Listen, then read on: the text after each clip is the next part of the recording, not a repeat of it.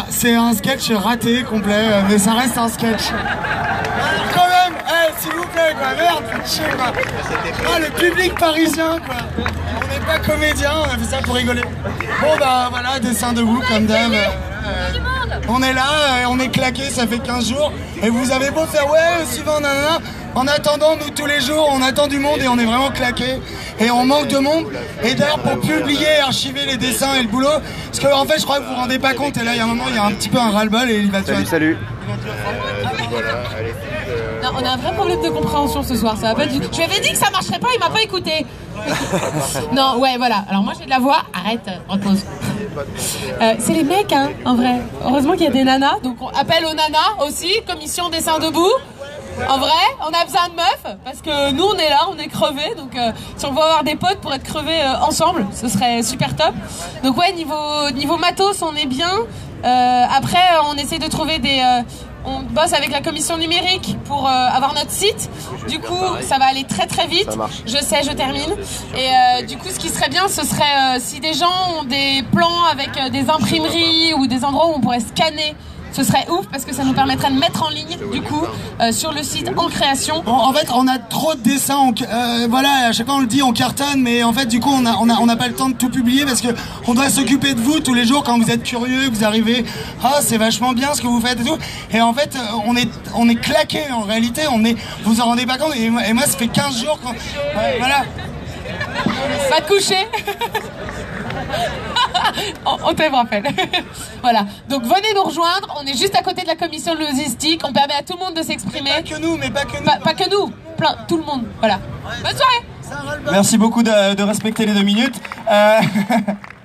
J'appelle maintenant les commissions loi travail si elles sont là, ou la commission écologie. Bon, et ben on continue tour de parole. Ah si c'est bon, ok. Donc loi travail, si vous m'entendez, n'hésitez pas à venir. Pour la suite, ce seront les tours de parole de Marius J, Nico Z et Elena. Donc et tout de suite la commission écologie. Bon, normalement honneur aux femmes, mais bon, c'est pas fait comme ça. On a abordé 3 points dans la commission écologie, enfin 2. Ouais, bon, le nucléaire et également la décroissance. Voilà. Donc un petit point sur le nucléaire. Le nucléaire pose un problème. On voulait vous le dire. Bon, plus fort, oui. Le nucléaire pose un problème. Donc déjà de coûts, de risques pour l'environnement et l'ensemble du vivant. Il est étroitement lié aux politiques de financement et d'armement nucléaire. Le nucléaire n'est pas soumis à un choix démocratique. Il crée une situation de monopole et de dépendance énergétique, économique et sociale. Alors l'enjeu, c'est la loi sur la transition énergétique et le programme pluriannuel d'énergie, donc entre 2016 et 2018. Il subit un retardement gigantesque. Pour l'instant, rien n'est acquis concernant la part du nucléaire dans le volume global d'énergie produite. Il y a également la question du grand carénage, allongement de la durée de vie des réacteurs, chiffré à 55 milliards, mais d'après nos calculs qui montent jusqu'à 100 milliards, viennent s'ajouter à cela le démantèlement des centrales en fin de vie et la gestion des déchets. Donc nous, les actions, on fait un appel ici. On aimerait produire du contenu pédagogique à l'aide de chercheurs, de professionnels, collaborer avec des assos, voilà, pour produire du contenu pédagogique concernant le nucléaire, le pétrole et les énergies renouvelables, dans le but de nous permettre d'avoir des briques de réflexion pour obtenir une vision globale de ce qui se fait en matière d'énergie aujourd'hui. Donc voilà. Également affiner nos propos et nos moyens concernant la sortie du nucléaire et répondre à une question qui est centrale et qu'on se prendra en pleine figure si jamais on nous la pose, c'est comment alimenter en énergie les grandes villes, parce que c'est ça la question. Voilà. Maintenant je passe la parole à la collaboratrice. C'est pas beau tout le temps, bonsoir. Donc on a aussi parlé de... donc c'est vrai que le cheminement vers la sortie du nucléaire et la place qu'il pourra laisser aux énergies renouvelables, il ne le fait pas sans finalement remettre en question nos modes de consommation et notre utilisation énergétique. Donc il faut qu'on puisse penser la décroissance, ou si ce terme ne plaît pas, la sobriété volontaire ou la simplicité. En tout cas, peu importe la terminologie, ça concerne concrètement le gaspillage, la surproduction, l'obsolescence, mais aussi la vitesse qu'on nous impose. Ça signifie aussi de pouvoir se reconnecter avec nos ressources, leur mode de production et l'entretien de leur croissance. Et la croissance, c'est d'abord celle du rythme du vivant, de tout le vivant. Et donc, pour ça, il y a des actions qui sont prévues. notamment une proposition d'action symbolique, éteindre les vitrines à l'échelle de plusieurs quartiers dans Paris de manière synchronisée. Donc là, l'idée c'est on va essayer de fixer une date prochainement et il y aurait sans doute quelqu'un qui viendrait pour nous former, pour faire ça de manière... ça imposerait pas de cassage ou quoi que ce soit. Donc il y a une technique et donc ce serait voilà, d'éteindre ces vitrines. Merci Jean-Luc. Une deuxième mobilisation à prévoir contre la construction du plus grand centre commercial d'Europe, Europa City. Ce centre commercial est à l'opposé de ce que nous défendons. Le modèle de circuit court, les AMAP, les commerces de proximité, les échanges entre consommateurs et producteurs. Il faut à la fois redonner du sens à la consommation, mais surtout ne plus rester de simples consommateurs. Et donc c'est pour ça qu'on repense aussi la question donc, de l'agriculture urbaine pour que les modes de vie citadins puissent se rattacher à la terre qui est justement sous nos pieds. Voilà. Est-ce que tu aurais un endroit de rendez-vous pour les gens qui souhaiteraient venir en parler avec toi? Par exemple maintenant, juste derrière? Ça peut être justement au stand de la commission écologie qui est juste après la tente rouge, juste avant ou après selon... voilà. Ok, merci beaucoup. Donc maintenant, la commission loi travail, toujours pas. Alors Marius J. Bon, alors... Bonsoir. Je vais vous lire un texte collectif que j'ai déjà distribué à certaines d'entre vous, mais je vais le lire pour ceux qui ne l'ont pas encore eu. Ça parle des casseurs. Ça s'appelle « Ça passe et ça casse » ou « Comment parler de casseurs pour tenter de casser le mouvement ». Depuis le début du mouvement contre la loi travail, comme ça, depuis le début du mouvement contre la loi travail, à Paris comme ailleurs, des actions directes ont été effectuées. Je vous invite à bloquer les spammers et les trollers sur le chat. Capitalistes, banques, agences immobilières, agences d'intérim, concessionnaires automobiles, etc., ainsi que des commissariats de police ont été attaqués de diverses manières. Vitrines brisées ou devantures repeintes à l'extincteur par des œufs de peinture ou par des graffitis. Il est même arrivé que des petits supermarchés soient pillés. Et bien sûr, des affrontements ont eu lieu avec la police dans des contextes vous pouvez, assez il suffit différents. de cliquer sur le commentaire dans et des vous grosses aurez manifs unitaires, un menu comme qui dans des s'ouvre. manifs sauvages ou Et sur dans la le place de menu, la vous avez République. l'option de signaler le Comme à commentaire. pratiquement chaque mouvement social, la supposée violence de certains manifestants provoque des débats sans fin. Pendant la soirée du jeudi 14 avril, une manifestation sauvage est partie de la place de la République. Le soir même, la préfecture de police de Paris parlait, je cite, d'individus violents et déterminés s'introduisant au sein de cortèges importants et non déclarés de manifestants. Le lendemain, tous les médias s'y sont mis. France Info estimait que, je cite, les casseurs se sont invités dans les manifestations contre la loi travail. Par contre, pas un mot sur le fait que les manifestations de la journée ont été cadenassées par la police, rien sur les coups de matraque, de flashball, de jets de gaz lacrymogène et de grenades de désencerclement, faisant plusieurs blessés parmi les manifestants.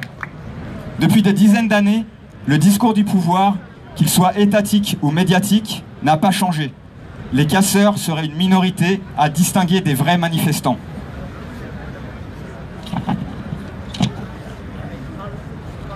Par ailleurs, comme à chaque mouvement social, une partie des manifestants ou de leurs représentants tiennent un discours dégueulasse et accusent les casseurs d'être des flics et d'être de mèche avec la police. Des accusations systématiquement aussi farfelues et mensongères que graves et dangereuses. Pendant le mouvement anti-CPE, en 2006, pour refuser ces divisions, et parce que l'on savait qu'un mouvement est plus fort quand il instaure un rapport de force avec le pouvoir plutôt qu'un rapport de négociation ou de partenariat, parce que l'on sentait que la diversité des moyens de lutte renforçait le mouvement lui-même, nous disions sur les banderoles, sur les murs et dans nos textes, nous sommes tous et toutes des casseurs. Nous disions cela aussi parce que la figure du casseur, qui n'existe qu'à travers ça, est un mythe. Les casseurs sont aussi celles et ceux qui te tiennent la main pour t'aider à sortir des lacrymos quand tu ne vois plus rien, celles et ceux qui te filent du sérum physiologique pour que tu puisses rouvrir les yeux, celles et ceux qui distribuent des tracts, qui portent des banderoles, qui écrivent des textes, qui organisent des caisses de grève, des comités anti-répression, des cantines, des infokiosques, des soirées de soutien, celles et ceux qui participent aux assemblées et bien sûr aux manifestations. Les mouvements les plus puissants sont ceux qui réussissent à faire coexister une grande diversité de moyens de lutte. La multiplication de toutes formes de manifestations, d'actions, de grèves, d'occupations, de blocages, d'assemblées, etc. Tout le monde peut devenir casseur, puisque c'est le pouvoir qui use de ce mot pour qualifier nos actes. Réagir à des brutalités policières, exprimer notre rage, nous défendre face à des injustices, tout cela peut faire de nous des casseurs. Là où le mot violence est brandi, nous parlons de solidarité, d'énergie collective, de réflexes salutaires, de survie élémentaire, de révolte et de désir partagé. Nous ferons toujours bien plus que casser. Parce qu'il n'y a pas de différence à faire entre les pratiques communes à chaque mouvement. Nous le disons aujourd'hui encore, nous sommes toutes et tous des casseurs. S'il vous plaît, au fond, pour que tout le monde puisse bien entendre, est-ce que je peux vous demander de vous asseoir, s'il vous plaît? Merci beaucoup. Une annonce de la... Attends, deux secondes.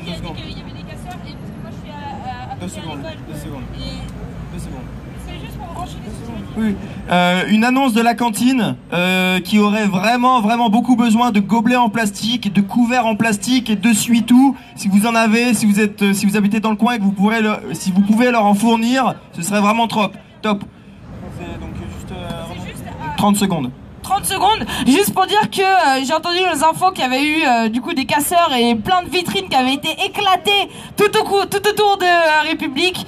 Je sais plus c'était quel jour, je suis vraiment désolée de pas pouvoir vous le dire. Mais moi je suis en formation boulevard Richard Lenoir et je fais tous les jours le trajet boulevard Richard Lenoir République, boulevard Richard Lenoir République. Et tout ce que j'ai vu de casser, c'était que des vitrines de banque. Voilà, merci. Ok, j'appelle au micro Nico Z, suivi de Elena, et suivront la commission France-Afrique. Merci. Bonsoir.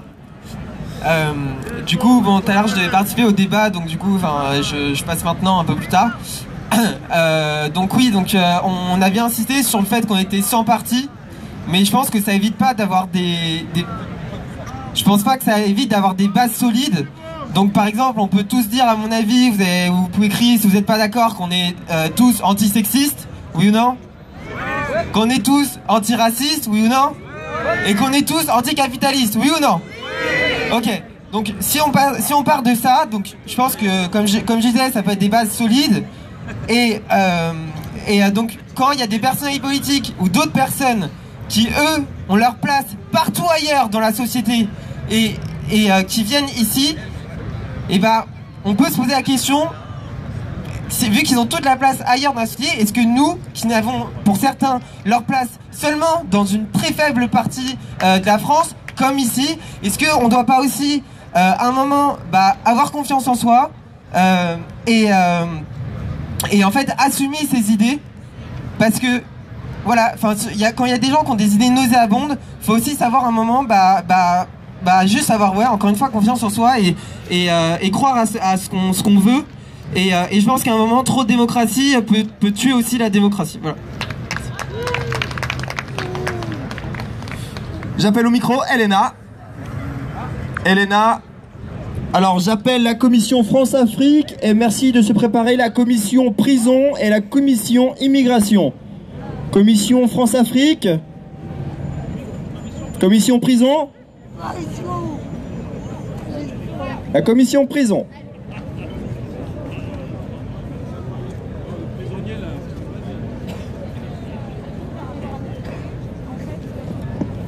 Bonsoir, donc on a la commission prison. Hier soir, il s'est trouvé, on était là en train de parler. Donc on parle tous les soirs à 18h à côté de la statue de la République, côté Faubourg, je sais plus comment il s'appelle. Voilà, et il y a quelqu'un qui est arrivé, qui nous a dit qu'il était passé par la prison. Et il n'avait pas spécialement envie de se retrouver ici en face de vous tous parce que vous êtes quand même assez intimidants. Mais donc il a écrit un texte et il nous a demandé de le lire. Et donc c'est ça que je vais vous lire. Moi, Marc, moi, SDF, j'ai été en prison bêtement pouvoir exister en faisant la manche. Socialement, ça ne m'a rien apporté. D'ailleurs, j'ai été libéré, mais je suis encore en prison. Socialement, je suis un peu victime. Je suis encore en prison, libre, puisqu'actuellement, encore SDF, je ne vois pas d'issue, de porte de sortie. Vais-je rester comme ça jusqu'à ma mort? Il n'y a pas eu de clémence, pourtant. C'était un 31 décembre. Une altercation avec un vigile m'a valu 2 mois ferme. Être emprisonné un 31 décembre, moralement, cela m'a beaucoup affaibli et marqué. On aurait dit que la société ne sait pas quoi faire de leur cassos. Donc voilà, c'était Marc, il habite ici. Donc voilà, Marc, si tu veux revenir à la commission, t'es vraiment le bienvenu. Et voilà, et nous, on va vous annoncer une discussion dimanche à 16h sur le rôle social de la prison. Et je pense que là, on a eu un beau exemple de l'inutilité. Bonne soirée. Ouais, donc et pour ceux qui veulent aller à la commission prison, c'est 19h rue du Faubourg du Temple, enfin devant la statue, voilà. On a un petit panneau et voilà. Merci. En attendant, Elena, la commission France-Afrique et la commission immigration, un petit point info de 10 petites secondes. Donc pour ceux qui sont chauds pour cette histoire de lettre de licenciement, on va se réunir demain à 18h au niveau de la commission juridique. Comme ça on aura des bons conseils. Donc demain à 18h. Merci beaucoup. Nouveau point information, point lutte. Oui, bonsoir à tout le monde.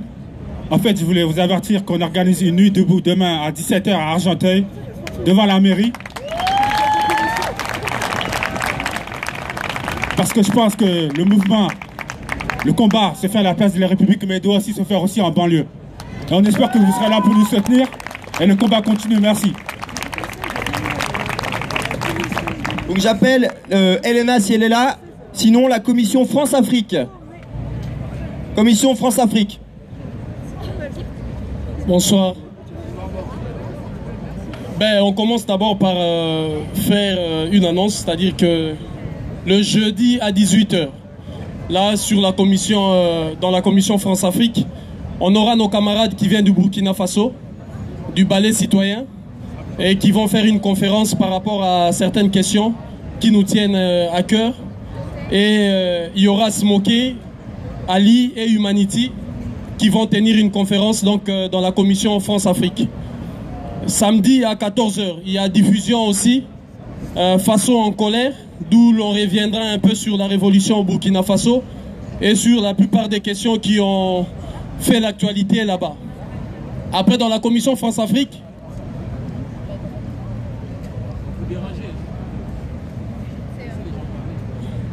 ok, c'était une précision par rapport au mouvement qui va nous entretenir par rapport à la conférence en question. Donc, ballet citoyen, qui comme nous, comme ceux que nous sommes en train de faire ici, ont été dans la même dynamique et dans la même logique de pouvoir mener une révolution dont vous connaissez les résultats. Donc, c'est une expérience commune à partager et nous vous invitons à être là pour suivre la conférence. Je disais que samedi, il y a diffusion par rapport à ça. Et dans la commission France-Afrique, nous nous sommes décidés maintenant de commencer à travailler concrètement sur certaines questions. Donc il s'est fait que là, nous avions besoin de ceux qui ont des compétences sur le plan juridique, parlant notamment du droit financier, parce qu'après des discussions, nous nous sommes décidés de commencer à pouvoir mener une action juridique pour geler les avoirs des dictateurs africains qui aujourd'hui, avec leur argent sale, qu'ils amènent ici dans des banques françaises et dans des banques européennes, sont en train parfois de manière ou autre, nous utilisons cet argent, nous utilisons sans le savoir, donc on va commencer une action dans ce sens. Donc ceux qui ont des compétences sur ces points, de venir dans la commission et d'être avec nous par rapport à ça. Et après, il y a enfin une mobilisation d'ici peu pour aller sur, devant le site d'Areva et de Bolloré, d'où nous voulons mener une action de grande envergure parce que vous savez, dans la commission France-Afrique, le pilier pour nous, l'économie et l'armée. Et sur le plan économique, notamment ces entreprises du CAC 40, dont Afar, Bolloré et Areva, qui continuent d'une manière ou d'une autre à faire signer des contrats coloniaux en Afrique. Donc merci. Pour les personnes qui souhaiteraient rencontrer la commission France-Afrique, comment peuvent-elles vous rencontrer? Donc on est là À partir de 17h30, on est déjà là. Là, on a mis tout ce qu'il y a en place parce que nous sommes en train de pouvoir dynamiser et redynamiser la commission, de mettre de communication sur le plan de réseau et les numéros téléphoniques des sites pour pouvoir mieux s'informer. Donc on est là, de l'autre côté à droite, Commission France-Afrique, parce que ce sont des questions qui, comme vous le savez, nous l'avions expliqué, c'est une lutte à la fois interne et externe. La France-Afrique aujourd'hui, c'est un pays dont les limites territoriales, je ne saurais vous dire, dont l'architecture institutionnelle, je ne saurais vous dire. Mais vous venez là et vous serez informés. Merci. Je fais un nouvel appel, s'il vous plaît, pour les personnes qui sont tout au fond, de vous asseoir pour permettre à un maximum de gens de pouvoir écouter les prises de parole. J'accueille maintenant la commission immigration et suivront Guillaume C, Colin F, Pierre et François de Galerie Debout. Donc commission immigration. Bonsoir à tous. Bonsoir à toutes. Alors je me présente. Comme d'habitude, Demdou Kara, CSP 75, coordination des sans-papiers. Aujourd'hui, je suis participé à la réunion de commission action. Je l'avais expliqué un tout petit peu de notre idée. Mais à ma préférée, c'est venir ici devant tout le monde. Les idées que je vous explique. La commission immigration, et depuis au début de la mouvement, nous on réunit. Donc on voit que les soutiens qui étaient avec nous depuis à la Jardin des Halles jusqu'à la caserne, jusqu'à l'occupation des lycées Zanker. Et apparemment, aujourd'hui, ce qu'on voulait, on a besoin de toute l'élite qui a mené aujourd'hui, qui a participé dans cette AZ et dans cette réunion, on prendrait les décisions ensemble. Si vous voyez aujourd'hui, en dessous de la peau à Stalingrad, il y avait 340 enfants et les femmes qui dormaient là, appelés par des mineurs et des familles qui dorment là. Donc nous, personnellement, nous seuls, on ne peut rien faire sans vous. Donc raison pour laquelle je me suis retourné vers vous aujourd'hui en disant que jeudi, à partir de 19h, juste là derrière de la tour, à côté de la canal, on réunit là-bas. Donc toutes les personnes qui peuvent ramener leur idée, tout le monde est invité. Et aussi, juste pour vous dire, la cagnotte qu'on remet à mettre en place pour cette révisée, aujourd'hui, il n'y aura pas aucun cagnotte de révisé. On ne sait jamais si vous avez trouvé un cagnotte à Koyen. Mais je l'ai remarqué, il y a certains gens qui mettent en cagnotte en disant qu'au nom de révisés, alors il n'y a pas de les personnes qui occupent de ça, il n'est pas en courant de tout, de cette cagnotte.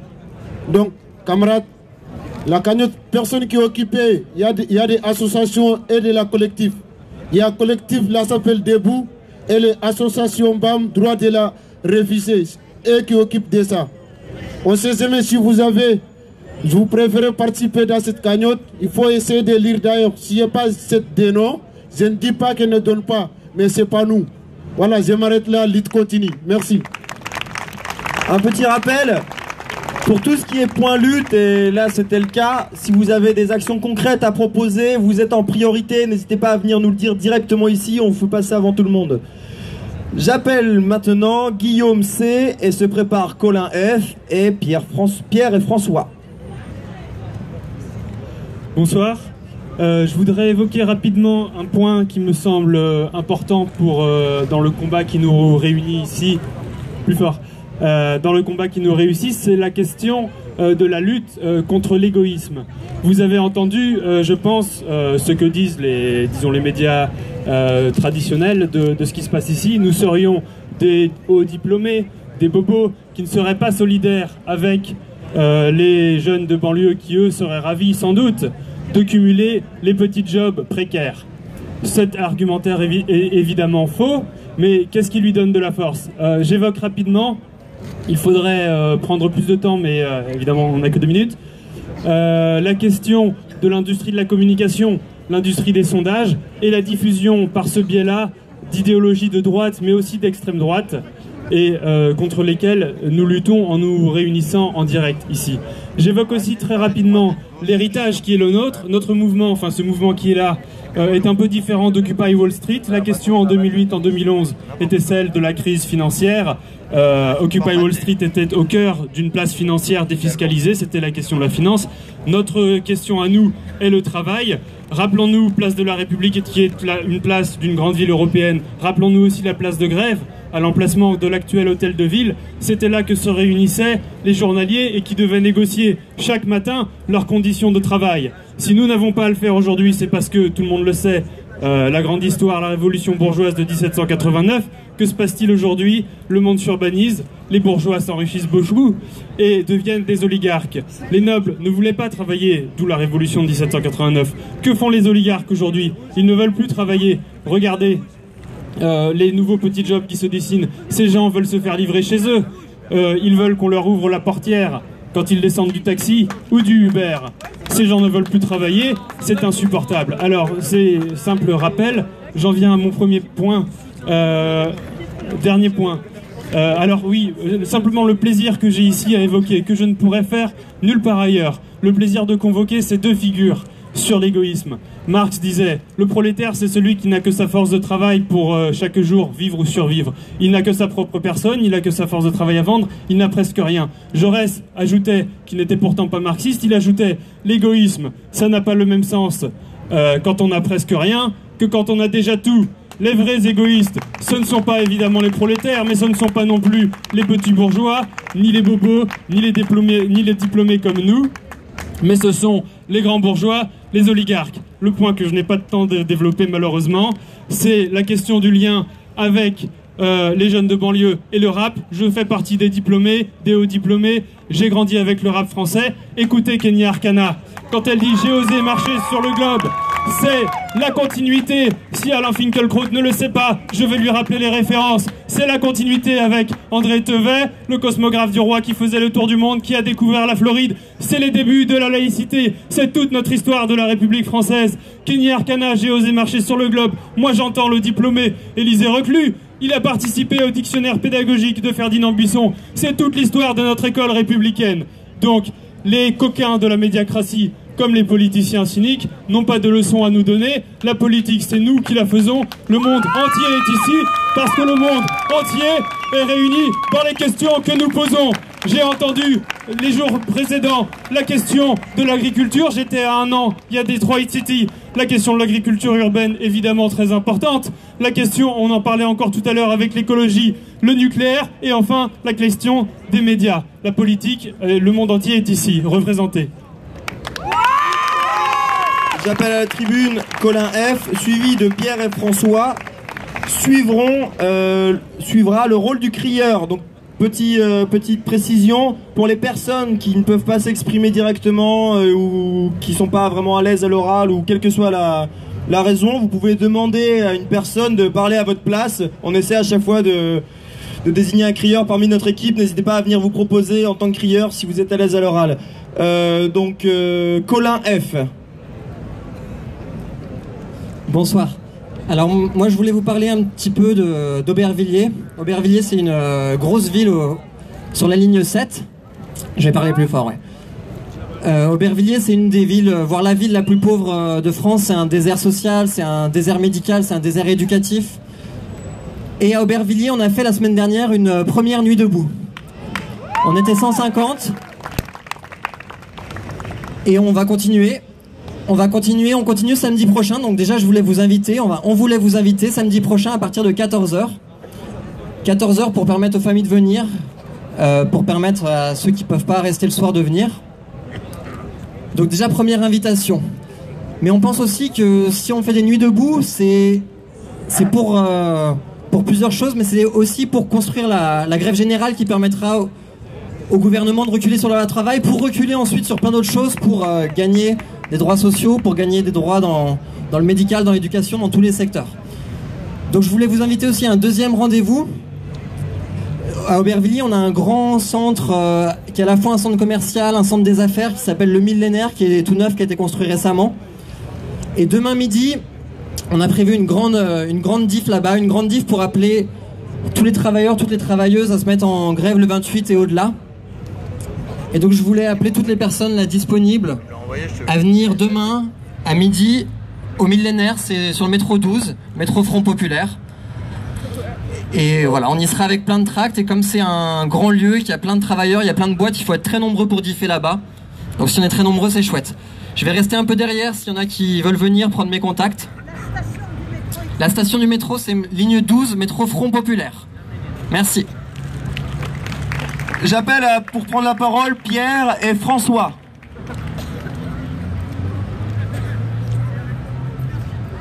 Là c'est François, là c'est Pierre.